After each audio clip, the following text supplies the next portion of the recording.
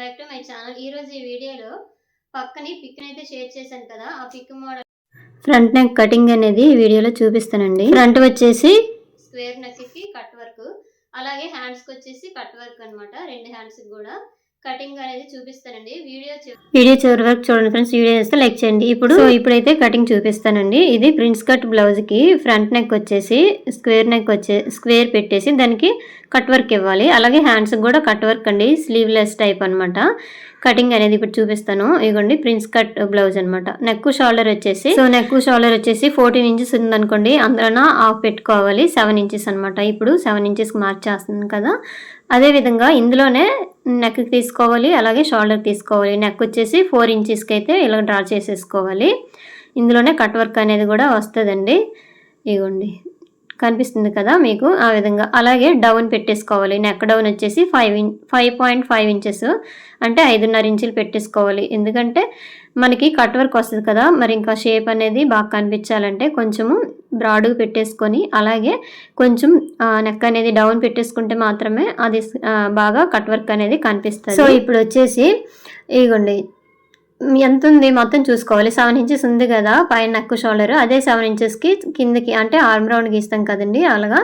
ఇదిగోండి ఇప్పుడు వీడియోలో చూపిస్తున్నాను కదా, ఈ విధంగా అనమాట ఎల్ షేప్లో గీసేసుకోవాలి.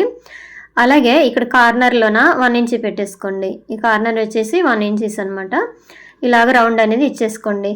ఫ్రీ హ్యాండ్తోనైనా ఇచ్చేసుకోవచ్చండి, లేదంటే మనకి స్కేల్ ఉంటుంది కదా, ఆర్మ్ స్కేల్, కరువు స్కేల్తోనైనా ఇచ్చేసుకోవచ్చు. ఇలా రౌండ్ అనేసి ఇచ్చేసినాక ఇప్పుడు వచ్చేసి ఇక్కడ చూసారు కదా, ఇక్కడ చూడండి వీడియోలో ఈ విధంగా 1.5 ఇంచెస్కి అయితే మార్క్ చేసుకోవాలండి. హ్యాండ్స్ అయితే జాయిన్ చేయం కదా, దీనిలోనే కట్ వర్క్ అనేది ఇవ్వాలి కదా, అందువలన కింద నుంచి ఇగోండి ఎల్ షేప్లో వచ్చింది కదా, ఇక్కడ కింద నుంచి 1.5 ఇంచెస్కి మార్క్ చేసుకోండి. అంటే 2 ఇంచెస్కైనా చేసేసుకోవచ్చండి, ఇలా 1.5 ఇంచెస్కైనా చేసేసుకోవచ్చు. అయితే ఇగోండి ఇలాగా లైన్ గీసేసుకోండి. మార్కింగ్ పైన మార్కింగ్కి, ఇక్కడ మార్కింగ్కి ఇలాగా. సో ఫస్ట్ అయితే ఇలాగా స్ట్రైట్ లైన్ గీసేసుకున్నాక కరువు తిప్పియండి, కరువు అనేది తిప్పాలి. తర్వాత 1/2 ఇంచుకి మార్క్ చేసేసుకొని ఇలాగా ఇందులోనే మనము కట్ వర్క్ అనేది ఇప్పుడు డిజైన్ అనేది చేసుకోవాలి. ఈ హ్యాండ్స్ అనమాట అయితే కట్ వర్క్ మాత్రమే కనిపిస్తుందండి, హ్యాండ్ అయితే జాయింట్ చేయము. అందువల్ల అక్కడ షోల్డర్ దగ్గర చూసారు కదా 1.5 ఇంచెస్ పొడుగు అనేది పెంచుకున్నాము. ఈ కట్ వర్క్కి ఏదైనా సరే ఒక మూత తీసేసుకొని, మనకి ఎక్కువ పెద్ద వెడల్పు కావాలా, అలాగే చిన్న చిన్న కట్ వర్క్ డిజైన్ కావాలా, దాన్ని బట్టి ఇలాగా షేప్ అనేది గీసేసుకోవడమే. ఇవి హ్యాండ్స్ వైపు అయితే వెళ్తాయండి. ఈ లుక్ అనేది ఫ్రంట్ వైపు బాగా కనిపిస్తుంది. ఇవ్వండి ఇలాగా అయిపోయింది కదా. అలాగే ఫ్రంట్ వైపు ఇప్పుడు ఫ్రంట్ నెక్ అనేది మనం స్క్వేర్ నెక్ ఇచ్చాం కదండి, అదే విధంగా ఒక 1/2 ఇంచుకి ఇప్పుడు వీడియోలో చూపిస్తున్నట్టుగా ఇలా మార్క్ చేసుకోండి.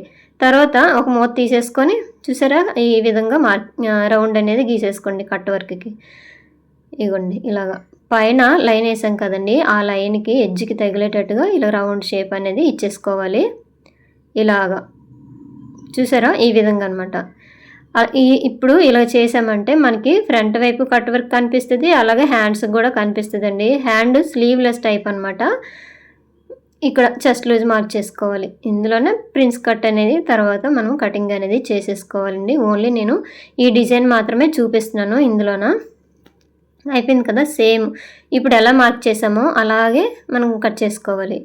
ఇలా కట్ చేసినాక తర్వాత బక్రం పీస్ మీదైనా లేదంటే క్యామా పేపర్ మీదైనా ఇలాగా డిజైన్ అనేది వచ్చేటట్టుగా ముందుగా గీసేసుకొని దీనికి జాయింట్ చేసేసి నెక్కి, తర్వాత వెనక వైపు తిప్పేసి పైనుంచి ఒక కుట్టు వేసిస్తే ఈ డిజైన్ అనేది నీట్గా కనిపిస్తుందండి. ఐరన్ చేసుకుంటే ఇంకా పైకి లేచినట్టు కాకుండా బాగా నీట్గా కనిపిస్తుంది. ఫ్రంట్ ఇవ్వండి నెక్కి అయితే కట్ చేశాను కదా, ఇప్పుడు ఆర్మ్ సైడ్ అంటే హ్యాండ్కి అనమాట. హ్యాండ్కి క్లాత్ అనేది వేయము, ఓన్లీ కట్ వర్క్తోనే హ్యాండ్ అనేది డిజైన్ అనేది చేశాం కదా. ఎందుకంటే ఈ పైన షోల్డర్ దగ్గర చూసావా 1.5 ఇంచెస్ ఎక్కువ పెట్టాం కదండి, అదే మనకి హ్యాండ్ కింద వచ్చేస్తుంది, అంటే చిన్న స్లీవ్ కింద అయితే వస్తుందండి.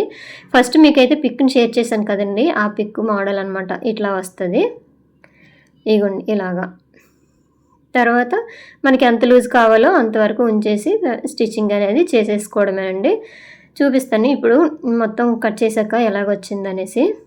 ఇదిగోండి ఇలా ఒకవైపు చూస్తే ఈ విధంగా కనిపిస్తుంది కదా, ఫ్రంట్ వైపు వచ్చేసి ఇలా ఓపెన్ చేసాక నీట్గా కనిపిస్తుంది. అయితే ఇక్కడట ఈ కట్ వర్క్ని ముందు కుట్టేసుకొని తర్వాత జాయింట్ అనేది చేయాలి. ఇదిగోండి ఫ్రంట్ వైపు ఇలా వచ్చింది, హ్యాండ్స్కి ఈ కట్ వర్క్ వచ్చింది. దీనికి హ్యాండ్స్ అయితే జాయింట్ చేయమండి, ఓన్లీ కట్ వర్క్ మాత్రమే స్లీవ్లెస్ కింద అయితే వేసేసుకుంటారు.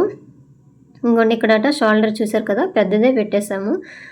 ఇగోండి ఇట్లా ఈ విధంగా మార్కింగ్ చేసుకొని కటింగ్ అనేది చేసేసుకోవాలండి. ఈ మోడల్ నెక్ వచ్చేటప్పుడు స్క్వేర్ నెక్లోనే మనము కట్ వర్క్ అనేది ఇచ్చానండి. చూసారు కదా, ఫైనల్గా ఈ విధంగా వచ్చిందండి. ఇంతేనండి వీడియో నచ్చితే లైక్ చేయండి, షేర్ చేయండి, సబ్స్క్రైబ్ చేయండి. ఏ విధంగా ఉందో అనేసి కామెంట్ చేయండి. ఇగోండి ఇలాగా బాగా కనిపిస్తుందండి కట్ వర్క్ అనేది. నీట్గా కుట్టేసుకుంటే మంచిగానే ఉంటుంది. ఇంతేనండి వీడియో నచ్చితే లైక్ చేయండి. Thank you.